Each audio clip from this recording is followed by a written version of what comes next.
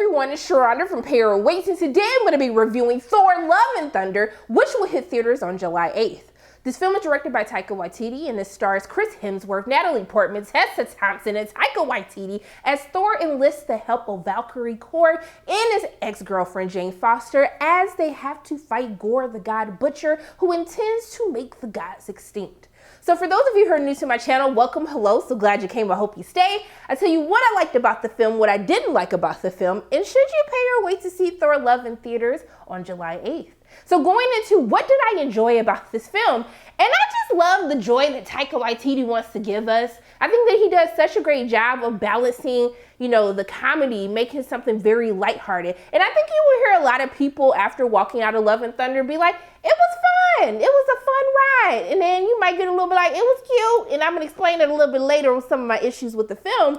But there's a joy that Taika knows how to bring out of, the actors that he works with, but also too to make the audience, want to go on this ride with Thor, even though he's trying to fight this god, Gore the God Butcher, and it's a very dark villain. But they still find a way to make things lighthearted. They still find ways to make the audience laugh. There's things that Thor does, and I'm just like, how did you convince Chris Hemsworth to do this? But I really love Chris Hemsworth. I think he is really great at comedic timing. I love the comedies that he's in.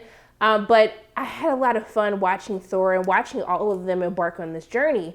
But I think that Taika also knows how to take time to actually have those emotional moments, to actually balance the comedy, to balance when it's time to actually be serious. I think that Taika understands how to kind of toe the line back and forth. And I think it balances out well for the most part while watching this movie. There's some fun surprises that happen. Actually, Russell Crowe really made an impact on me. I really loved his character in this film. I thought he was absolutely hilarious.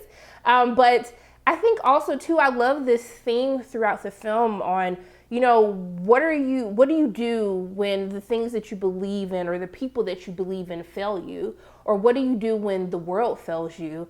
Or when your body fails you? I love how we explore these different things amongst all of our characters. But most importantly, what are the lengths that we are willing to go for those who we love? And I love how we get to examine that throughout the different characters in this film. I think the film is very beautiful to look at. The set designs, the production design in this film, it looks so great. It looks so grand. These different places that we get to go to throughout this journey of trying to find Gore, I really thought it looked beautiful. Like, there were some scenes I was like, can we just stay here for the rest of the movie? Because it's actually really nice to look at. But let's talk about our characters. I mean, Thor has gone on quite a journey from where we found him in the first Thor to where we find him now. I actually went back and rewatched the first one. I forgot how arrogant that Thor actually was in the first film. So to be able to see that character progression and all of the things that Thor has went to, of him learning how to open his heart again, because Thor has dealt with a lot of loss over these past couple of films in the MCU. And I like to see the interactions between him and Jane, played by Natalie Portman. And I think that when coming back to this role, it looks like she's having a lot of fun playing Jane. I like her as Mighty Thor. I thought that she had fun with it and she put her own little spin onto it. And I was most excited to see Valkyrie because Tessa Thompson just does something for me. And whoever made the suits that Tessa Thompson was wearing in this film, yes to you, because she was looking snatched, looking great as King Valkyrie, okay, over the Asgardians. I was like, you better do that, King Valkyrie. You look very nice. Now, I love the camaraderie between Jane and Valkyrie, and I like that we actually get to see the women interacting with each other without necessarily feeling like we had to check a box for women empowerment. I feel like it flows naturally, like a natural friendship will flow between the two as we get to see them interact with one another. But I do like what they do with Jane's storyline. For the most part, it kind of ties close in with the comics of what is happening with Jane, how we find her in this film. I don't want to go too deep into it because I don't want to spoil anything for anybody, but I do like how they handle that with her. There are some very fun moments in this film, and there is a scene that really made me like hopeful for our future. I was just like, why am I like hopeful for the kids of the future after watching this movie? But Taika knows how to pull at the heartstrings while making it look cool, while not trying to check a box necessarily. And there's different things that we get to see from our characters that I think a lot of people, for the most part, will be excited about. Now, how is Christian Bale as Gore? Christian Bale, he said, you know what, this is a Marvel movie, honey, but I'm gonna give you acting in this Marvel film. I think that he does a really great job. There's times where he looks menacing, and it's sometimes I did feel like, is Christian in a totally different movie? But I'm loving how he's fully committing to this. I feel like some people might say it might even be like a camp performance, but I like that he fully leaned in as Gore. And there is like a third act that happens with his character, and how Taika chooses to shoot that. It was dope as hell. It looked really good. I was like, oh my gosh, this looks so damn good. I was totally here for it. But even though I have a lot of things that I did enjoy about this film, I do have a couple of issues with Thor: Love and Thunder. Because there's so many different characters, and because there's different storylines that we're trying to connect, we have to fill the audience in on what was happening between Jane and Thor in between, the last time we saw her to where we find her now. We had to catch everyone up on that. And then we can kind of see what King Valkyrie is up to as we have some other surprises along the journey that I don't want to spoil. But I felt like a lot of the characters in this film was underutilized. And I know you're probably wondering, like, Sharana, what happened to you talking about Guardians of the Galaxy who are in this film? And to be honest, I would just say it's like a cameo. I don't even know why they hyped it up that the Guardians of the Galaxy is in this film. I know that Thor, kind of went off with them, but they're literally in the film just for a couple of minutes, to the point where I was like, they not coming back? I thought they was in the whole movie. Like y'all said, Guardians of the Galaxy in here too. I'm seeing Chris Pratt on the red carpet. I'm thinking we finna be in a whole movie, and that's not what I was given. And I was just like, so what was the purpose of having them in this film? That bugged me a little bit. Also too, with Valkyrie, I really wanted to see, they kind of delve into how life as a ruler is, on how Valkyrie wants to be back in battle.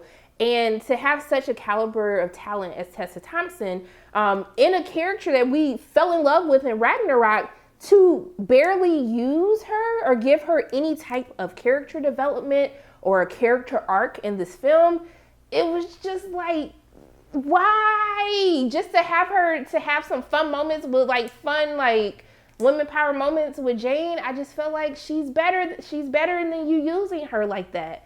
Also to Thor. Let's talk a little bit about Thor. I enjoyed Thor in this film. I love how they explore Thor having to fully deal with his loss. How is he risen above it? How has he learned to open his heart again?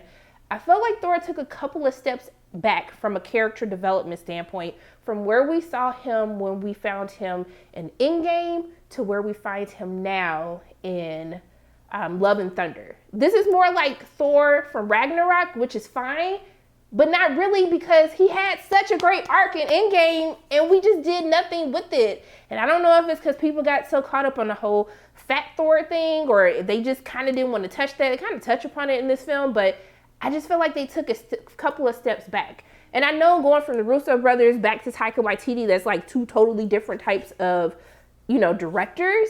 But I don't know, it just felt like it kind of cheapened anything that happened with his character in Endgame. And that was just an issue for me.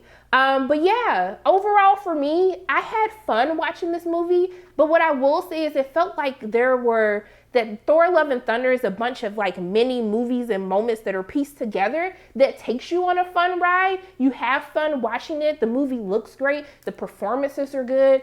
But I don't know, I still felt walking out of Thor: Love and Thunder that it was missing something. That doesn't mean it's a bad movie. I like this movie. I don't love this movie, but I like it. I still think that Ragnarok is the best Thor movie out of these 4 Thor films. But what I would like to see is if we're going to have these characters who are, you know, audiences love Valkyrie. There's another character, and I'm not sure if they were mentioned in this, so I can't talk about it unless we get into a spoiler talk. But there are a couple characters in this film. I was just like, what was the point of bringing them back if we weren't going to do anything with these characters? But overall for me, I did have a good time watching Thor. I had fun. There are two post-credit scenes, one right after the first initial credits, one at the end. You should know this by now. Don't get up until the lights come on and everything comes off the screen, okay? You should know this by now, but I just thought I needed to say that for you guys. But what I would tell you to do with you and your coins for Thor Love and Thunder, I would still tell you to pay to go see this. There are some fun moments that happen in this film. It's funny. It'll, you know, will I say it pull at your heartstring? Because it did. There was a scene, and I'll talk about this in a spoiler review, that I was like, you did that, Taika. I was here for that. But yeah, if you want to have a good time, if you want to laugh, if you just want to be in great spirits while walking out, then I would tell you that this is the movie for you to go see. If you're looking for more character development from our characters in this film, you might leave just a tad bit disappointed, okay? But I would still tell you that it's worth paying to go see this film in theaters. But those are my thoughts on Thor Love and Thunder. As always, my name is Sharonda from Pay Your Weights, and if you like what you saw today, make sure you hit the like button, hit subscribe, share this video with your friends, and make sure you hit that notification bell. And I love you guys 3000. And until I see you again, bye.